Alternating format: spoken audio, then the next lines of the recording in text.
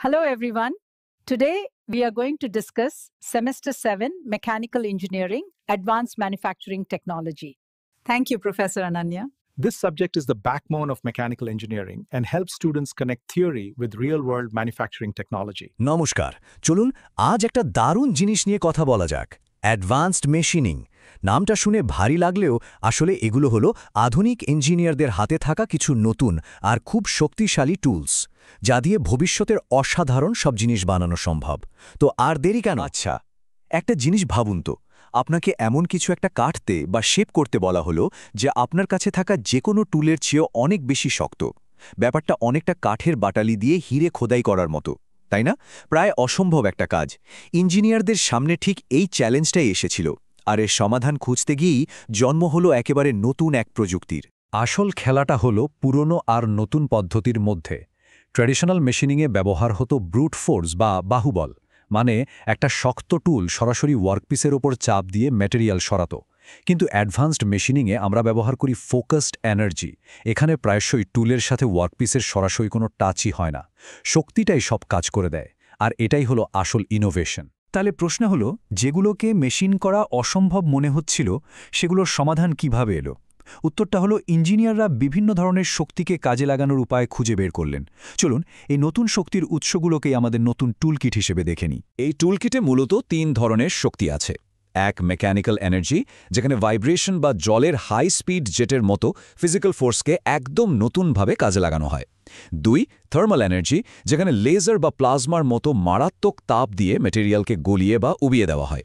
আর 3 নম্বর হলো electrochemical energy, যেটা একটা কন্ট্রোলড কেমিক্যাল রিয়াকশন দিয়ে অ্যাটম বাই অ্যাটম ম্যাটেরিয়ালকে ক্ষয় করে ফেলে। আমাদের টুলকিটের প্রথম সুপার পাওয়ারের নাম হল আল্ট্রাসনিক মেশিনিং বা USM। এর নামের মধ্যেই কিন্তু এর শক্তির উৎস লুকিয়ে আছে, ভাইব্রেশন বা কম্পন। চলুন দেখি এটা কিভাবে কাজ করে। যদি খুব সহজ করে বলি, তাহলে USMকে একটা মাইক্রোস্কোপিক সুপার স্পিড জ্যাকহ্যামারের মতো ভাবতে পারেন। মানে এটা একটা বড় আঘাত করে না, বরং সেকেন্ডে হাজার হাজার বার ছোট্ট ছোট্ট কিন্তু প্রচণ্ড দ্রুত গতিতে আঘাত করে মেটেরিয়াল সরায়। প্রথমে একটা টুল খুব হাই ফ্রিকোয়েন্সিতে কাঁপতে শুরু করে। এই কম্পনের জন্য একটা তরল স্লারির মধ্যে থাকা হাজার হাজার ধারালো অ্যাব্রেসিভ কণাগুলো ওয়ার্কপিসের ওপর হাতুড়ির মতো আছড়ে পড়তে থাকে, ঠিক যেন বর্ষার সময় খরস্রোতা নদী তার বালি দিয়ে নদীর পাড় ক্ষয় করে ফেলে। এই ক্রমাগত আঘাতে ওয়ার্কপিসের সারফেস থেকে মেটেরিয়ালের ছোট ছোট কণা ভেঙে বেরিয়ে আসে। আচ্ছা, USM কতটা দ্রুত কাজ করবে, মানে এর মেটেরিয়াল রিমুভাল রেট কিউ কিসের ওপর নির্ভর করে? এর পেছনে থিওরিটা বলে যে এটা মূলত 3টে ফ্যাক্টরের ওপর ডিপেন্ড করে। আর এটা মনে রাখার একটা মজার উপায় আছে। শুধু মনে রাখুন, ভীষণ জোরে নাচে। এখানে ভীষণ মানে ভি, যা হলো প্রতি আঘাতে কতটা মেটেরিয়াল সরছে। জোরে মানে জেড, মানে কণার সংখ্যা। আর নাচে মানে ফ্রিকোয়েন্সি বা নিউ। সহজ, তাই না? তো USM আমরা কোথায় ব্যবহার করব? এটা কাঁচ, সিরামিক্স বা সেমিকন্ডাক্টরের মতো খুব শক্ত আর ভঙ্গুর মেটেরিয়ালের জন্য একদম পারফেক্ট। এর সবচেয়ে বড় প্লাস পয়েন্ট হলো এতে ওয়ার্কপিসের কোনো তাপীয় বা রাসায়নিক পরিবর্তন হয় না। কিন্তু এর দুটো সীমাবদ্ধতাও আছে। 1, এটা বেশ ধীরগতির একটা প্রসেস, আর 2, এটা নরম বা ডাকটাইল মেটেরিয়ালের জন্য একদমই উপযুক্ত নয়। তাহলে সবটা শোনার পর একটা কথা কি মনে থাকছে? USM-এ মেটেরিয়াল সরানোর মূল কৌশলটা ঠিক কি? হ্যাঁ, অ্যাব্রেসিভ কণাগুলোর অবিরাম হ্যামারিং বা আঘাত। এবার আমাদের টুলকিটের দ্বিতীয় সুপার পাওয়ারের সাথে পরিচিত হওয়া যাক, ইলেকট্রিক্যাল ডিসচার্জ মেশিনিং বা EDM। এখানে শক্তির উৎস হল তাপ, যা তৈরি হয় ছোট্ট একটা স্পার্ক বা স্ফুলিঙ্গ থেকে। EDM জিনিসটা কি? এটা একটা থার্মাল প্রসেস, যেখানে হাজার হাজার বৈদ্যুতিক স্পার্ক ব্যবহার করে মেটেরিয়ালকে ক্ষয় করা হয়। ব্যাপারটা অনেকটা এরকম যেন আপনি খুদে কিন্তু খুব নিয়ন্ত্রিত বজ্রপাত দিয়ে ধাতু খোদাই করছেন, ঠিক যেমন একজন স্বর্ণকার সূক্ষ্ম টুল দিয়ে নিখুঁত কাজ করেন। তবে এখানে একটা বড় শর্ত আছে, ওয়ার্কপিসকে অবশ্যই বিদ্যুৎ পরিবাহী বা কন্ডাক্টিভ হতে হবে। প্রত্যেকটা স্পার্কের একটা জীবনচক্র আছে, যা খুব দ্রুত শেষ হয়। প্রথমে টুল আর ওয়ার্কপিসের মধ্যে থাকা ডাইইলেকট্রিক ফ্লুইডের মধ্যে একটা তীব্র ইলেকট্রিক ফিল্ড তৈরি হয়। এরপর ওই ফ্লুইড আয়োনাইজড হয়ে একটা স্পার্ক চ্যানেল তৈরি করে। এর ফলে তাপমাত্রা আর চাপ হুহু করে বেড়ে যায়, আর এক চিমটি মেটেরিয়াল গলে বাষ্প হয়ে যায়। যেই কারেন্ট বন্ধ হয়, চ্যানেলটা ভেঙে পড়ে আর নতুন ফ্লুইড এসে ওই গলিত মেটেরিয়ালকে ধুয়ে পরিষ্কার করে দেয়। EDM-এর সবচেয়ে বড় শক্তি হলো এটা যে কোনো কন্ডাক্টিভ মেটেরিয়ালের উপর কাজ করতে পারে, সেটা যতই শক্ত হোক না কেন। এর সাহায্যে খুব জটিল শেপ বা খুব সূক্ষ্ম খাঁজ তৈরি করা যায়। কিন্তু এরও কিছু দুর্বলতা আছে।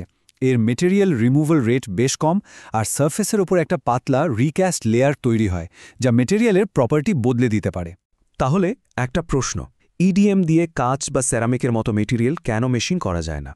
উত্তরটা কিন্তু খুব সহজ, কারণ ওগুলো বিদ্যুৎ পরিবাহী নয়। আমরা তো দুটো শক্তিশালী টুল সম্পর্কে জেনে গেলাম, কিন্তু একজন ইঞ্জিনিয়ার হিসাবে কোন কাজের জন্য কোনটা বাঁচতে হবে সেই সিদ্ধান্তটা কিভাবে নেওয়া হয়? চলুন এবার সেই বিষয়টা একটু দেখে নেওয়া যাক। সঠিক প্রসেস বেছে নেওয়াটা পুরোপুরি নির্ভর করে মেটেরিয়ালের ধরনের উপর আর ফাইনাল শেপটা কীরকম হবে তার উপর। যেমন কাঁচের মতো শক্ত আর ভঙ্গুর মেটেরিয়ালের জন্য ইউএসএম হলো সেরা, অন্যদিকে হার্ডেন স্টিলের মতো কন্ডাক্টিভ মেটেরিয়ালের জন্য ইডিএম ছাড়া গতি নেই। আর আমাদের টুলবক্সে আরেকটা দারুণ জিনিস আছে, ওয়াটার জেট মেশিনিং। যখন প্রায় যে কোনো কিছু কাটার দরকার পড়ে, নরম রাবার থেকে শক্ত ধাতু, তখন হাই প্রেশার ওয়াটার জেট দারুণ কাজে দেয়। আর ওই জলের সাথে যদি অ্যাব্রেসিভ কণা মিশিয়ে দেওয়া হয়, তখন তা হয়ে যায় অ্যাব্রেসিভ ওয়াটার জেট মেশিনিং, যা কোনো তাপ ছাড়াই প্রায় সব কিছু কেটে ফেলতে পারে। আমরা এতক্ষণ ধরে প্রযুক্তি নিয়ে অনেক কথা বললাম, কিন্তু এর আসল গুরুত্বটা কোথায়? আসল গুরুত্ব লুকিয়ে আছে এই সম্ভাবনার মধ্যে যে পরবর্তী প্রজন্মের ইঞ্জিনিয়াররা এই প্রযুক্তিগুলো ব্যবহার করে কি অসাধারণ জিনিস তৈরি করতে পারবে। এটা মনে রাখতে হবে, এগুলো শুধু কয়েকটা মেশিনিং প্রসেস নয়, এগুলো হলো ভবিষ্যৎ গড়ার হাতিয়ার। এই কনসেপ্টগুলো শেখা মানে শুধু জ্ঞান অর্জন করা নয়, বরং যে কোনো কঠিন সমস্যা সমাধান করার আর নতুন কিছু তৈরি করার ক্ষমতা অর্জন করা। এই সুপার পাওয়ারগুলো কোথায় ব্যবহার হয়? এরোস্পেসে, সুপার অ্যালয় দিয়ে বিমানের টারবাইন ব্লেড বানাতে, মেডিকেলে রোগীর জন্য নিখুঁত ইমপ্লান্ট বা হাইপোডার্মিক নিডেলের মতো সার্জিক্যাল টুল বানাতে, এবং ইলেকট্রনিক্সে সেমিকন্ডাক্টরের ওপর মাইক্রোহোল তৈরি করতে। এর ব্যবহার চারদিকে ছড়িয়ে আছে।